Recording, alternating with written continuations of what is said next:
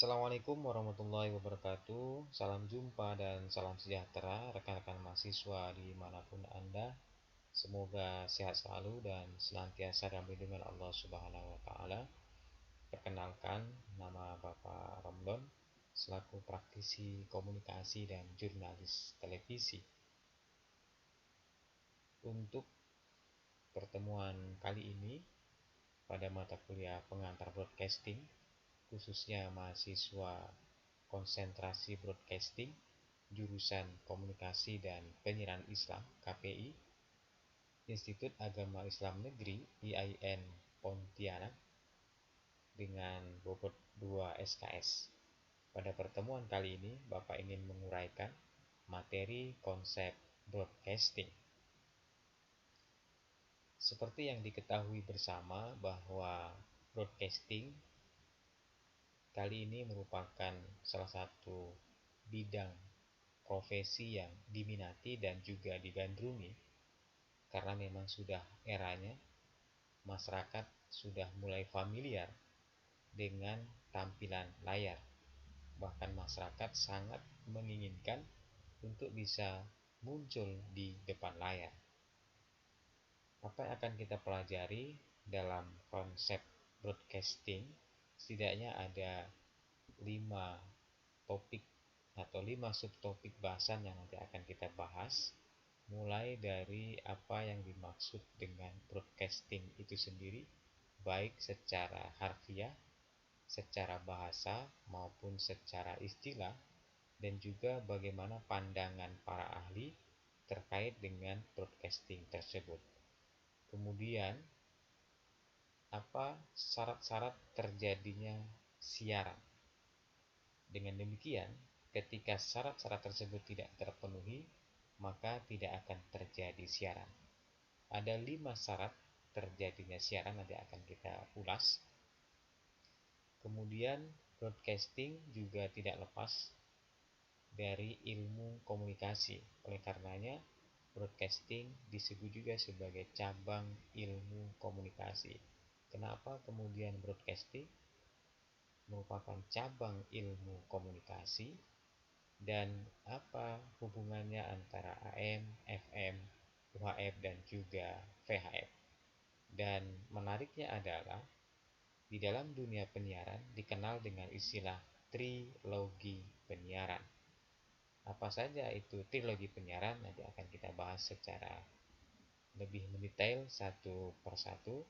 Mari kita mulai dengan pembahasan subtopik yang pertama adalah apa yang dimaksud dengan broadcasting itu sendiri.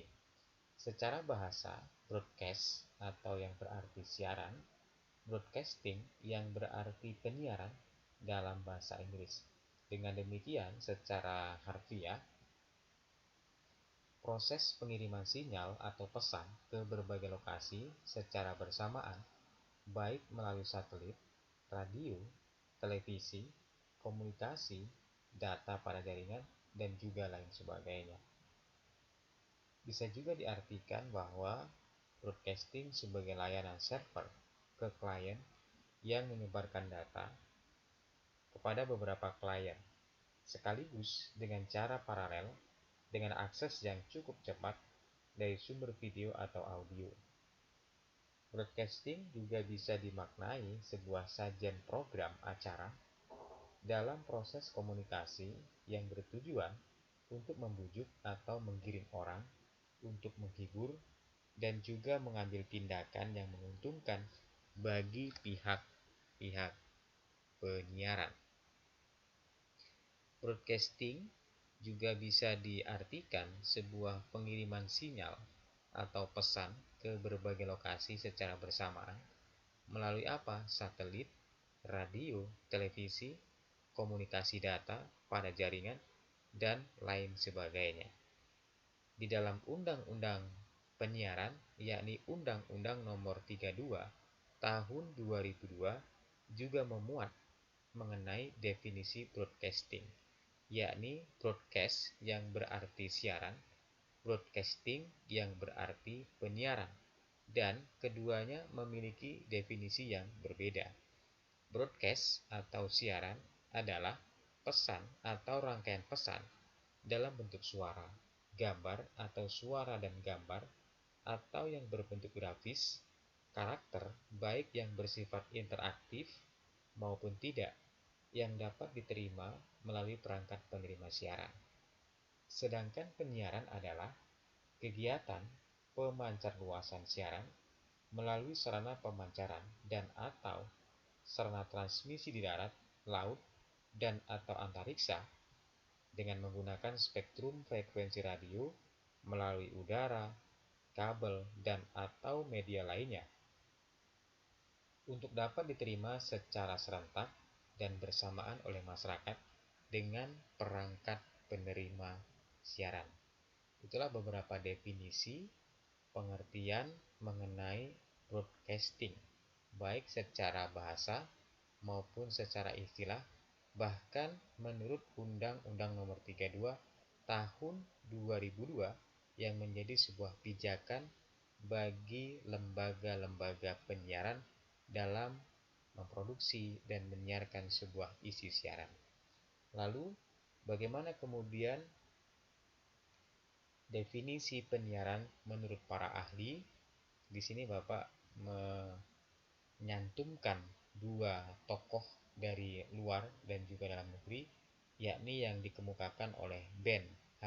Heneke yang menjelaskan bahwa penyiaran tidak lain adalah hanya suatu usaha untuk mengkomunikasikan informasi, untuk memberikan sesuatu, meskipun informasi tersebut dapat mencapai jutaan pendengar, namun ditujukannya pada pendengar secara perorangan. Dan komunikasi tersebut sempurna bila pendengar mendengarkan, pendengar mengerti, pendengar merasa tertarik, kemudian lalu juga melakukan apa yang ia dengar tersebut. Ini menurut Ben H. Heneke. Sedangkan menurut J.B. Wahyudi dalam dasar-dasar manajemen penyiaran disebutkan bahwa proses komunikasi suatu titik ke audien, yaitu suatu proses pengiriman informasi dari seseorang atau produser atau profesi kepada masyarakat melalui proses pemancaran elektromagnetik atau gelombang yang lebih tinggi. Penyiaran yang merupakan padanan kata broadcasting, yaitu semua kegiatan yang memungkinkan adanya siaran radio dan televisi yang meliputi segi ideal, perangkat keras dan lunak yang menggunakan sarana dan pemancaran atau transmisi, baik di darat maupun di antariksa, dengan menggunakan gelombang elektromagnetik atau gelombang yang lebih tinggi untuk dipancarluaskan dan dapat diterima oleh khalayak melalui pesawat penerima radio atau televisi dengan atau tanpa alat bantu. Kedua ahli ini memiliki pandangan yang berbeda terkait dengan broadcasting, dan yang menjadi poin penting yang disampaikan oleh Ben H. Heneke adalah adanya proses komunikasi dan informasi yang ditujukan kepada jutaan pendengar, meskipun hanya disampaikan kepada perorangan. Bila mana menjadi sempurna, siaran tersebut bisa dimengerti, bisa dipahami, kemudian ada nilai ketertarikan dan melakukan tindakan setelah mendengarkan dan mengikuti apa yang menjadi isi siaran tersebut. Sedangkan J.B. Wahyudi lebih menekankan adanya proses komunikasi suatu titik ke audien yang dimulai dari seorang pengirim pesan, yakni seorang produser, kepada masyarakat yang kemudian disebarluaskan melalui transmisi dari pemancarluasan gelombang elektromagnetik, yang dimana penyiaran tersebut juga merupakan sebuah kegiatan atau siaran radio dan juga televisi yang ideal meliputi perangkat keras maupun perangkat lunak yang menggunakan pemancaran atau transmisi di darat, di laut, di antariksa menggunakan gelombang elektromagnetik yang lebih tinggi yang dapat diterima oleh khalayak melalui pesawat penerima dan radio, televisi, atau tanpa alat bantu. Dengan demikian, dapat kita ambil sebuah kesimpulan menurut hemat Bapak adalah proses pembuatan produk-produk siaran berbagai bentuk sesuai kebutuhan penyampaian pesan kepada khalayak dengan mempertimbangkan nilai-nilai seperti apa keunikan, ketertarikan bisa dipengerti oleh pendengar atau pemirsa, bertujuan untuk memberikan informasi, pendidikan, dan juga menghibur. Semua itu bisa diterima dan dipancarluaskan, disebarluaskan melalui transmitter, baik di darat, di laut, di antariksa, dengan gelombang elektromagnetik agar dapat diterima secara serentak melalui pesawat penerima radio atau televisi dengan tanpa alat bantu. Rekan-rekan mahasiswa yang Bapak banggakan,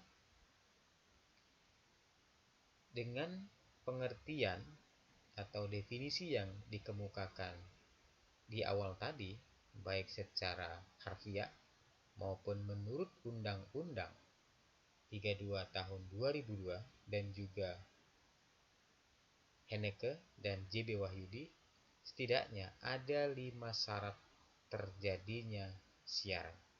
Ketika 5 syarat ini tidak terpenuhi, maka secara otomatis siaran tidak akan terjadi.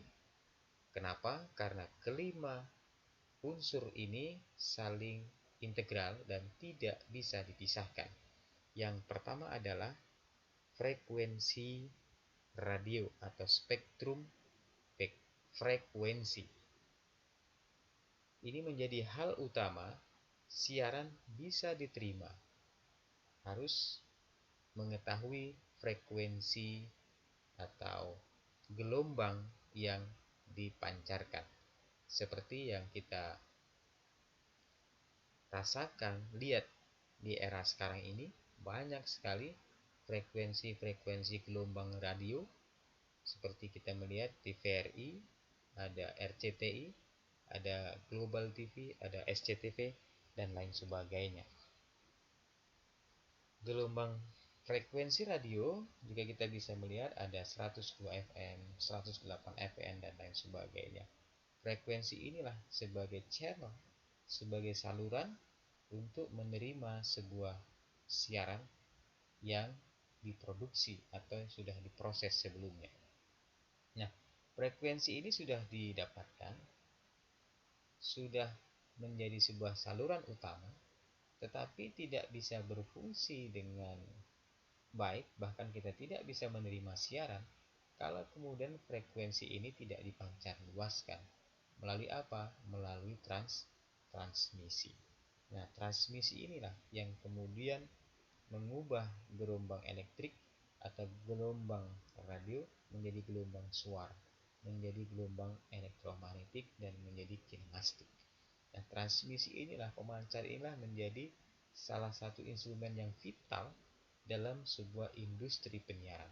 Dan transmisi ini memiliki kos yang cukup tinggi, dan transmisi ini juga diletakkan di tempat-tempat yang sangat strategis yang terbebas dari berbagai gangguan dan hambatan, baik ketinggian maupun cuaca. Oleh karena itu, pembangunan stasiun transmisi atau pemancar harus dengan kokoh dan kuat.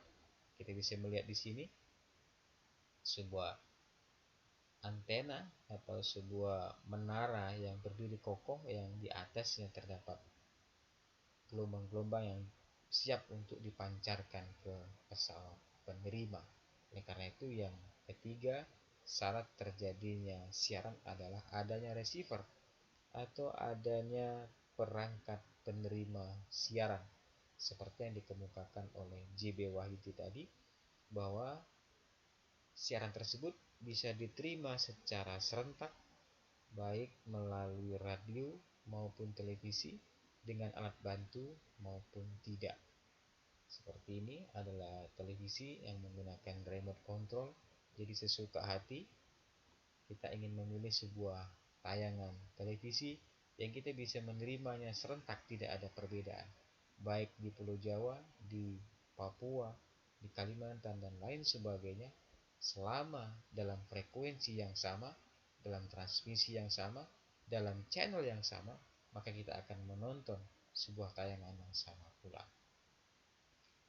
Apa yang kita tonton itu yang disebut dengan program dan acara.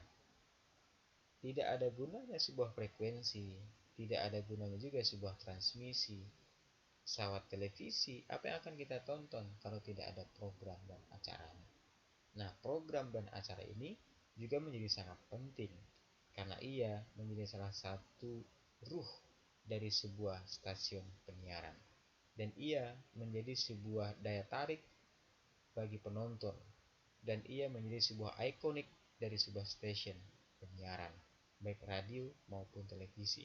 Apa saja program dan acara, misalnya program musik, program berita, program olahraga, program pembangunan, dan lain sebagainya. Ada kuis, ada game, dan lain-lain, dan kolaborasi berbagai program dan acara yang tujuan utamanya adalah ingin mengundang daya tarik pendengar dan juga penonton. Dan yang terakhir adalah bisa diterima secara serentak. Seperti ini acara di TVRI, acara Klik Indonesia dan Semangat Matahari Pagi di TVRI Kalimantan Barat ini disiarkan secara langsung pada setiap Sabtu dan Minggu, dan semuanya bisa diterima secara serentak. Rekan-rekan mahasiswa yang saya banggakan, setelah kita mengetahui bahwa ternyata siaran itu tidak serta-merta kita bisa nikmati, ada unsur-unsur yang harus terpenuhi untuk bisa menikmati sebuah siaran, baik di televisi maupun di radio dan di media lainnya.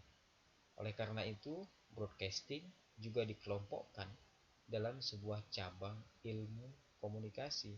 Kenapa? Kita bisa melihat bahwa ilmu komunikasi atau komunikasi itu sendiri bermakna proses pertukaran informasi di antara individu melalui lambang-lambang, tanda-tanda, atau tingkah laku. Komunikasi juga bisa diartikan cara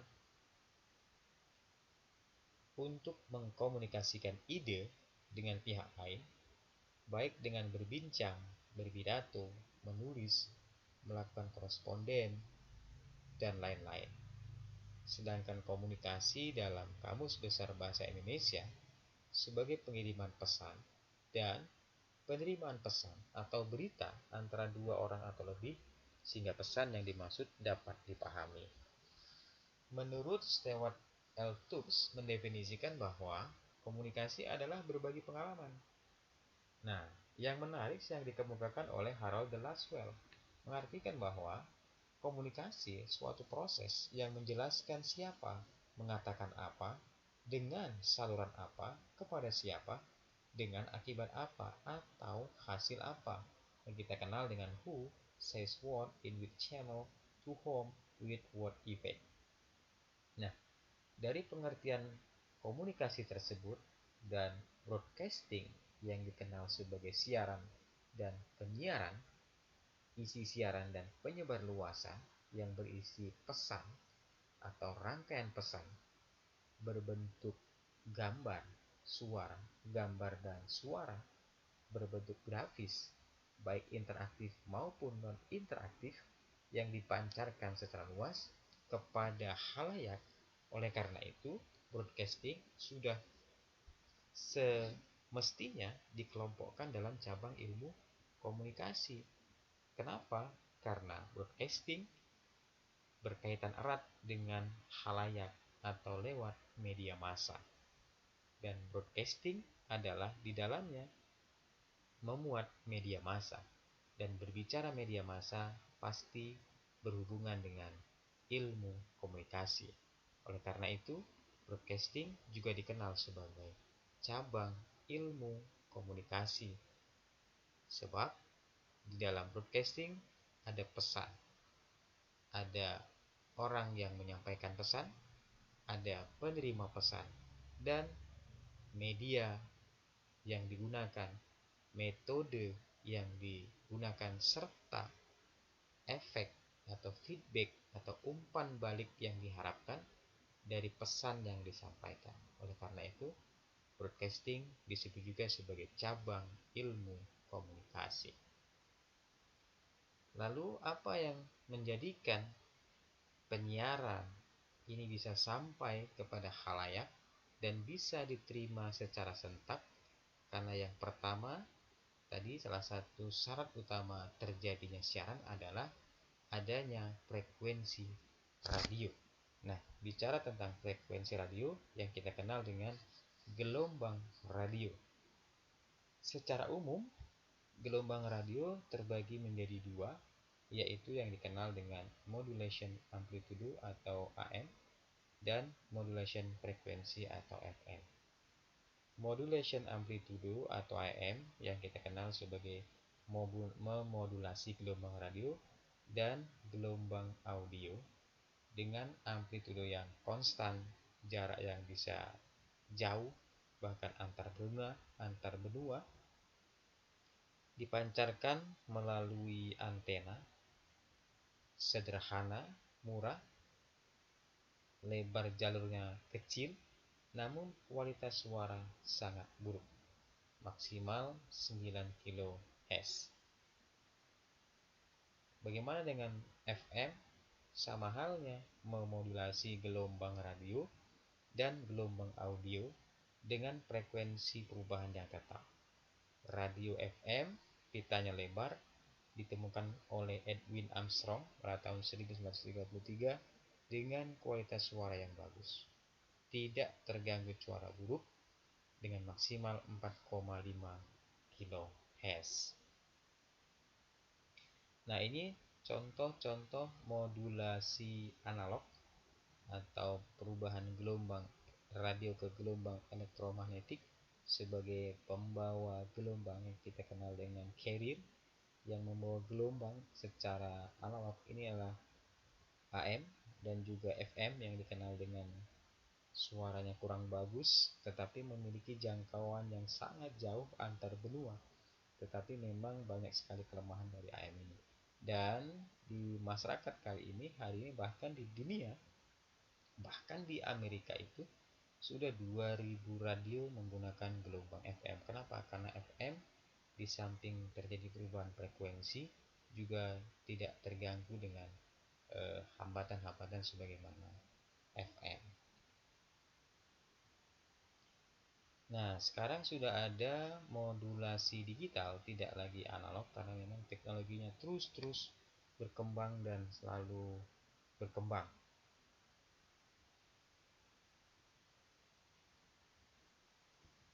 Setelah AM dan FM, yang tidak kalah pentingnya adalah, nah sebelum ke sana, ini ada modulasi frekuensi MM yang tentu sangat berbeda dengan AM, begitu kelihatan tidak ada hambatan, dan memang ini yang familiar, dan di Indonesia yang paling banyak adalah dengan modulasi frekuensi FM.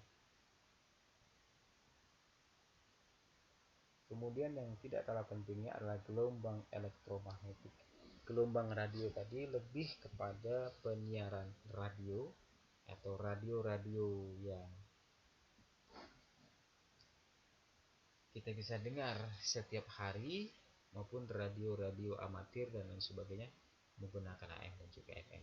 Nah, bagaimana dengan gelombang elektromagnetik yang kita kenal dengan UHF dan VHF? Ya, ini UHF adalah ultra high frekuensi, ultra tinggi, dengan frekuensi 300 MHz sampai dengan 3 GHz dengan panjang gelombang 1 sampai dengan 10 desimeter atau 10 cm sampai dengan 1 meter, sehingga UHF ini juga dikenal sebagai gelombang desimeter. Dengan frekuensi super tinggi atau yang dikenal dengan SHF, bahkan extreme high frequency atau frekuensi ekstrim yang tinggi. Dan UHF ini biasa digunakan untuk radio amatir, untuk seluler, dan juga GPS, geospatial position, ya, GPS itu alat GPS. Kemudian yang VHF yang kita kenal dengan very high frequency atau sangat tinggi. Kalau UHF adalah ultra, lebih tinggi, sedangkan VHF adalah sangat, ya, di bawah lagi, ultra. 150 MHz, 500 MHz sampai dengan 100 MHz, tidak sampai 1 giga. Sementara UHF sampai dengan 1 giga, digunakan untuk geofisika, arkeologi, geologi, dan juga pertambangan. Dan antenanya lebih kecil, radio komunikasinya jarak dekat, dan terganggu dengan gedung-gedung yang tinggi. Lalu, apa hubungannya dengan trilogi penyiaran terhadap dengan AM, FM, dan juga UHF? Nah, seperti yang dikemukakan di awal tadi, bahwa syarat terjadinya penyiaran meliputi 5 hal. Selain frekuensi, pesawat penerima, program acara, kemudian diterima secara serentak, dan transmisi. Nah, di dalam trilogi penyiaran juga tidak kalah pentingnya ada studio, transmisi, dan pesawat penerima.